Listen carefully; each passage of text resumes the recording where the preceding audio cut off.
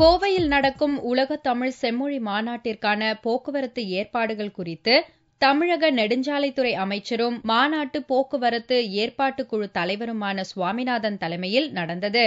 இதில் தமிழக போக்குவரத்துத்துறை ஆணையர் ராஜாராம், திருப்பூர் எம்எல்ஏ கோவிந்தசாமி உள்ளிட்டோர் கலந்து கொண்டனர்.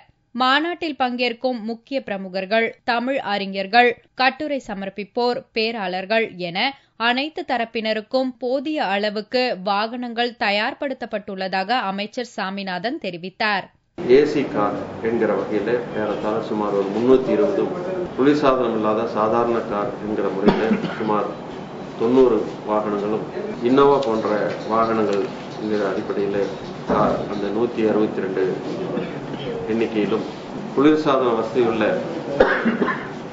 பேருந்து 110, ஸ்வராஜ் மஸ்தான் என்கிற வாகனங்கள் குளிர்சாதன வசதியோடு சுமார் ஒரு 18 பேர் 20 பேர் செல்லக்கூடிய வகையிலான வாகனங்கள், இன்னும் கூடுதலாக பேருந்துகள், குளிர்சாதனம் மற்றும் குளிர்சாதனம் இல்லாத பேருந்துகள் என்கிற வகையில் ஒரு சுமார் 145 இந்த வாகனங்கள் நாளொன்றுக்கு ஒவ்வொரு வகையான வாகனங்கள் இயக்கப்படுகிறது.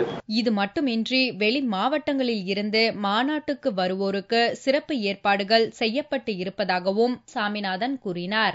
வெளி மாநிலத்திலிருந்தே கூட சிறப்பு பேருந்து ஏற்பாடு செய்திருக்காங்க. பல்லடம் சூலூர் வழியாக வரக்கூடிய வாகனங்கள் சிந்தாமணி புதூரிலிருந்து வலதுபுறமாக திரும்பி நம்ம தேசிய நெடுஞ்சாலை 47 வழியாக வந்து கோவை அவனாசி சாலையில் நீலாம்பூரில் இடதுபுறமாக திரும்பி